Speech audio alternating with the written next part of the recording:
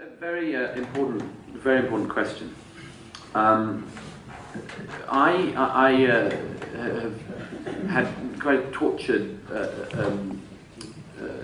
track record on this one for the following reason, which is that I've said for a long time that one of my great fears in Europe generally, but in my country in particular, would be that in the end, decent ordinary people, if the mainstream politicians didn't finally address these questions, decent ordinary people would find themselves stuck between Islamic fascists and other fascists, fighting it out between themselves.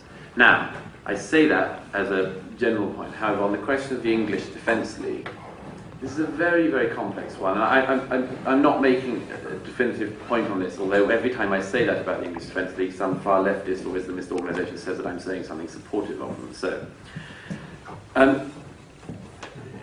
when they first started, I was doing an interview in East London, and they found out I was there, and they came and tried to speak to me. And I said at that time they were all sort of what I would describe as skin-headed types of a kind that the British National Party, that is a racist, fascist party. The British National Party, they looked of that type, and we didn't really know anything about the English Defence League at the time. But I said to them, I don't want to see you, go away. And I said I have to admit in slightly stronger language. And they said, we're not the British National Party. And I said, well, look, I spend a lot of my life criticising politicians who say, but, Mr. Qaradawi came in, he seemed nice and so on, and he promised he wasn't an Islamic fundamentalist, and I say, I could spend a lot of my time criticising politicians for being naive on that one, so I'm afraid if you just say to me, you're not, I just don't know, I don't know who you are, what you are. But as I wrote it somewhere at the time, one of them said to me, we understand, we'll leave you alone, we just want to say we're just British working class guys who hate the fact that we're losing our country. And if you're a member of, I don't like thinking of it myself, I'm pretty, I'm privileged in the position I'm in. I'm not a working class unemployed guy. I have a job, I have a voice in the media and so on. When somebody says that to you, I can tell you it's a pretty wrenching thing. And it is a question that a lot of us have asked. What do we expect people to do? Those of us who have a voice in the media and who make arguments and politicians and so on, what do we expect people to do on the ground? Now, when they had their first demonstrations, they said things like, they had posters saying things like, Sharia persecutes women, and Sharia is against homosexuals and so on. I said, if those are the things you're going on, then that's great with me. That would be, if you were ever to have a grassroots movement opposed to these things, that would be the sort of thing you would hope they would do it on.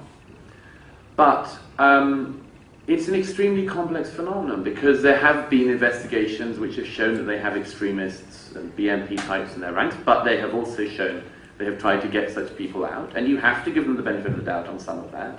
They have tried, and it isn't easy, and it's a nascent grassroots starting off young movement, and they're learning some of the mistakes as they go along. And then on the other hand, there are also many people, there's a study that's coming out on Monday from the think tank Demos, showing that actually a majority of their supporters online and so on certainly aren't of a sort of nativist, type. They just hate what's happening. So I come back to this point really with them, that this is what happens when the mainstream loses. When the mainstream abandons its job. This is what happens. I mean, I hate to quote it in almost, it's a cliche, but this, as Yeats said, is what happens when the centre does not hold. The best lack all conviction, and the rest are filled with passionate intensity. That's the problem, and I think it should be, to me, treated with nuance, treated with care, and I hate the people in the media who simply see a group of working class white guys and think, excellent, we can call them Nazis, when they would never go into a mosque and see a group of Muslims and say, you're all Islamists. I hate that. But it requires enormous care, and it's going to require enormous care in the years ahead. And as I say, if they don't get in charge, if they don't get on top of the extreme Islamists, if they don't get on top of that, the EDL, and far worse, will be the sort of thing we will see far more of in Europe. And it will be a Europe that I think very few of us would want to be in.